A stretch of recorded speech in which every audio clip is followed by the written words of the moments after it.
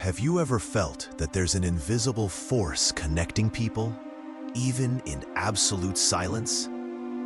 What unites millions of Freemasons across the world isn't just an oath, it's a living energy, a subtle entity, an egregore capable of turning thoughts into reality. Imagine a silent temple. The lights are dim. The air is dense, almost sacred. Men of different ages, cultures, and stories come together, not by chance, but by synchronicity. They are united not by blood, but by something even deeper, an ideal, a purpose. Silently, they take their places beneath ancient symbols, the square, the compass, the blazing star. They're not decorations. They are portals, keys to access more subtle planes of existence. And then, the eyes close, breaths align, minds begin to vibrate in harmony. And at that precise moment, something invisible is born between them. A subtle presence, a collective consciousness, an energetic field that transcends time and space. This is the Masonic egregore, a living entity built and sustained by the pure and elevated intentions of thousands of initiates over the centuries. Unlike what many believe, the egregore is not superstition. It is a form of spiritual technology, a self-generated vibrational field that stores memories, emotions, symbols, and archetypes, an invisible yet real being growing as it is fed. And it responds to the presence of its creators. When a Mason enters the temple with an open heart, he is not alone. He is immediately connected to the egregore, like a neuron reconnecting to the universal mind. He feels, he receives, he channels.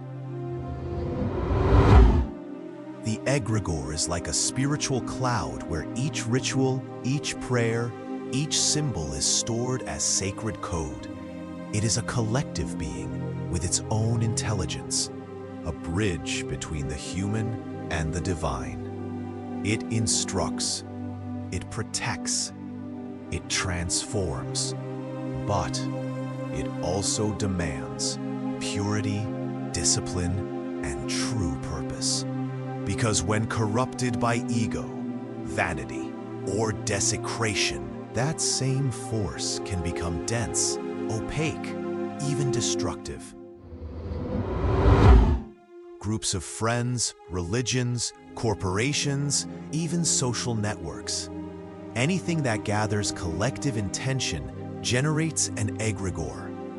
The difference is that Masonry knows this, and it uses this ancient technology as a path to ascension. Do you feel the call? Then maybe you're already being guided by the living consciousness of the tradition itself. Every time a group gathers with an elevated purpose, when there's absolute focus, intense emotion, and ritual repetition filled with symbolism, a thought form begins to take shape. But it's not just a fleeting idea in the air, it's something far subtler and infinitely more powerful. It's an energetic entity, fed by intention, shaped by emotion, sustained by the commitment of its creators. In Freemasonry, this thought form is not new. It has passed through the centuries, absorbing the vibrations of masters, initiates, seekers of light. Each ritual, each sacred word, each symbolic gesture, all of it was left as nourishment for this invisible entity. This egregore is ancient, vibrant, conscious. It doesn't just hover over the lodges, it lives within them. Like the hidden spirit of the lodge, invisible to the eyes, but as present as the air that fills the room. It is the egregore that protects the sacred space, keeping away the chaotic influences of the profane world. It is the egregore that holds the energy high, even when the temple is empty. It is the egregore that awakens deep feelings during initiations. The reverence, the silence, the sensation of being watched by something greater. During rituals, symbols are not just images, they are energy portals. And the egregore is the invisible guardian that activates them. When an initiate speaks words of power, he is not just speaking. He is connecting to the collective mind of all those who walked the path before him.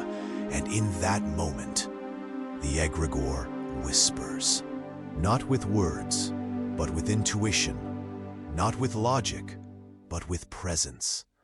It guides the thoughts, elevates the consciousness, protects the initiate from himself, and silently reminds him, you are not alone. You are a part of something greater, something eternal. It does not respond to the ego, but to the purity of intention. Only those who seek with humility, discipline, and inner silence can hear its sacred voice and feel the call of true awakening. Think of the egregore as an invisible field, like a spiritual Wi-Fi connecting all initiated brothers. When a Mason enters the temple, he is no longer alone. He is connected to all who came before him, to the wisdom of ancient masters, to the secrets of time itself. But what happens when the egregore is fed with ego, vanity, or a loss of true purpose? And more, could there be a hidden egregore behind Freemasonry? A force deeper than what most Masons ever encounter? A secret known only to those of the highest degrees? The secret lies in intention. The temple is not just physical. The true temple is built in the mind and heart, and the egregore is the living spirit of that temple. When you think deeply, when you connect with something greater, you too are feeding an egregore. You're shaping your own collective reality.